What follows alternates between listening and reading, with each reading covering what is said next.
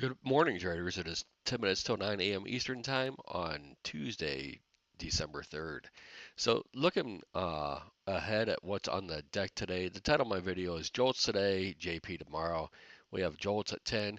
That can be, basically a nothing burger, but it can be very volatile depending on the print. So, we always have volatility around 10 o'clock, anyways, as the market's, getting its footing for the day.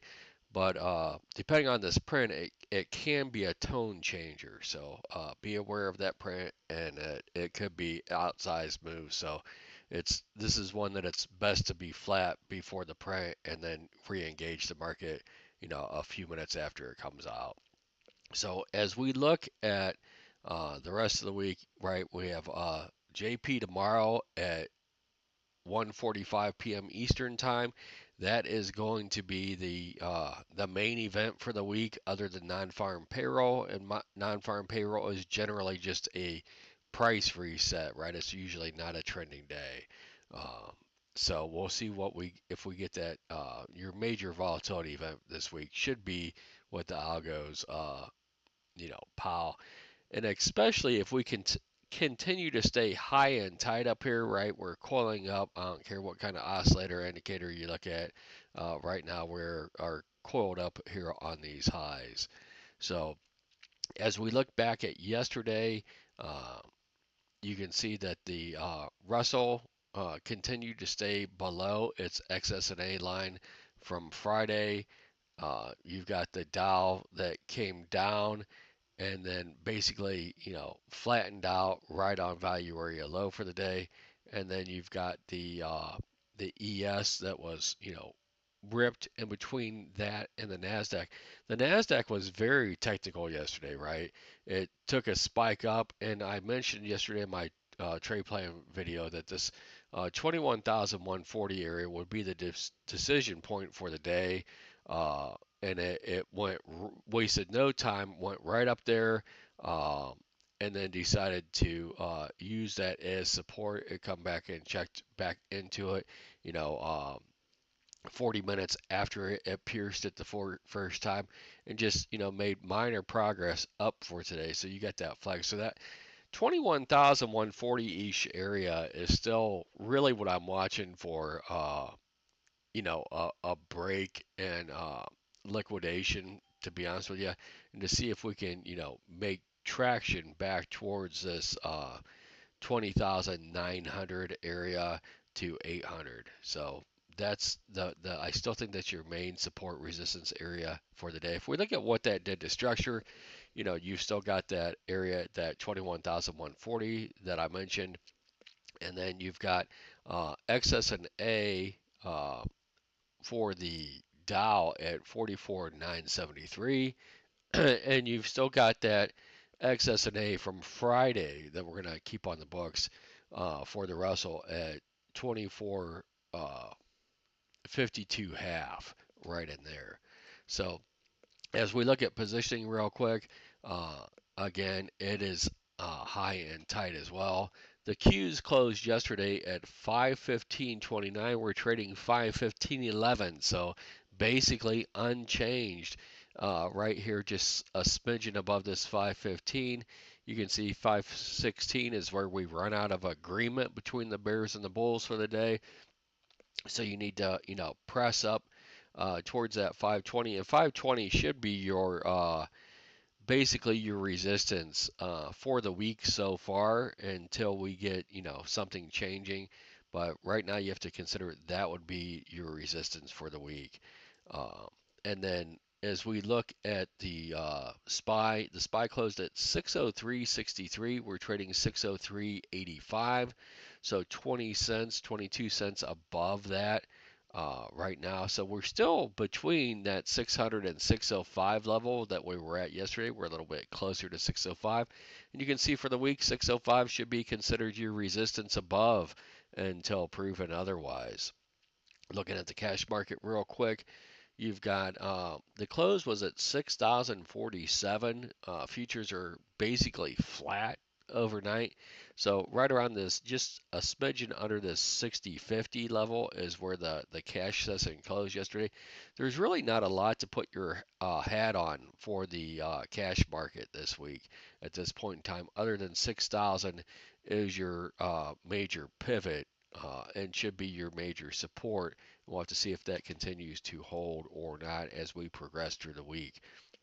Looking at the untested points of control, you've got 6,015 is your magnet to downside action, and then yesterday's point of control was 60.62 quarter, which we're trading 2 points above right now. As we look at the one time framing, we can see that yesterday we were on that look above for the ES on these all-time highs, and right now we have to assume that it's going to be a look ahead and look above and go. But keep in mind that back under 60.45 quarter really opens up your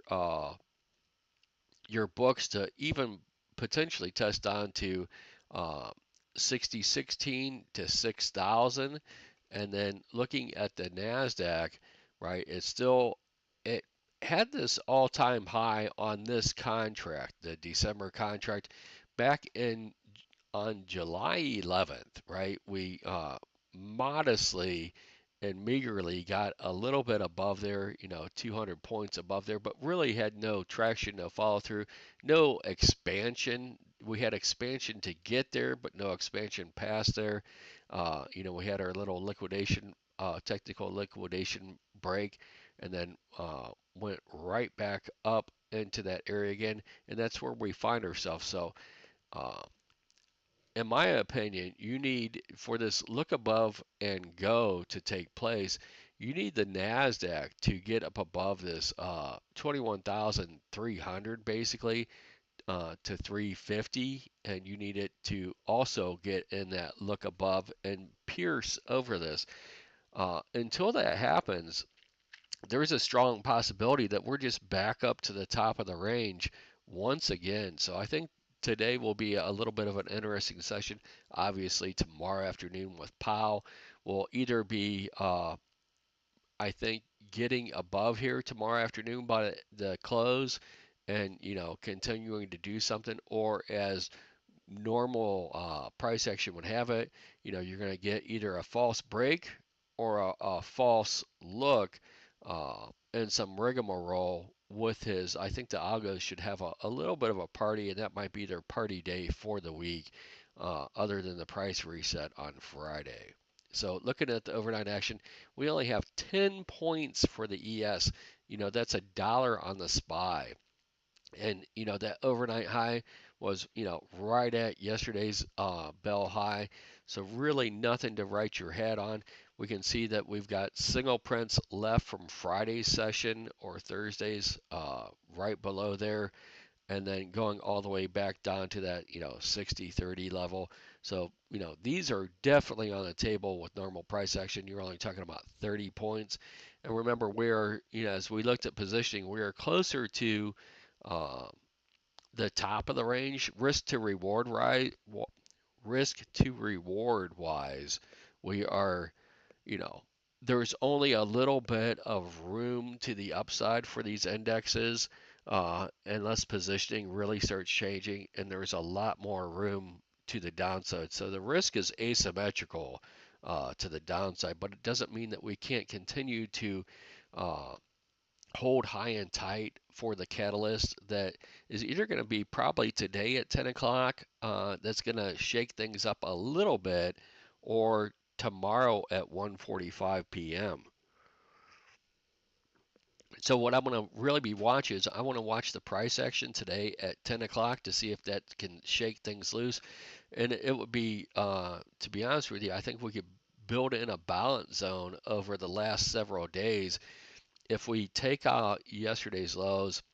And then you can see we've got these green boxes for all of the indexes just below the previous day's low. I think to touch those today would be more beneficial for the markets. And then, we'll have to watch the price action. But on weakness, that's where you want to go. And then again, you're going to have decision points on those. And the final decision point is for the Nasdaq is at 20,905, and for the ES is at 6,033. Um, those are going to be the two that I focus on. And of course, to get down to there, you're going to have to break this 21,140 level. That's going to be, there should be a cascade. If you look left on the chart from there, you've got that whole 30-minute bar that has poor structure in it that is just going to get, you know, I would say you're going to get at least two-thirds of it taken back quickly, and then we'll have to see if you get just a straight undercut and then start doing consolidation between this 20,905 and the yesterday's low. You could build up there for, hours potentially, if not even the rest of the session if you get there. However, if you hold this 140 level, you'll have hit value area low, which is right where that is. You could continue this, minor look above, and then we'll have to watch those all-time highs on the Nasdaq, to see if sellers step right back in there again. They sold it there before. See if they're willing to try to sell it there again, or if they just get bumped out. But at any point, you have to watch that liquidity sweep that is on the table for that, because you have to imagine there's a lot of traders that are swing traders. They just have stops that are short sitting over that. And again, I would watch for the 520 on the Qs would be your next major level. That should be the resistance, and I would not chase any longs past that until after tomorrow at 145. I hope this helps. You guys have a great day, and we'll talk to you tomorrow.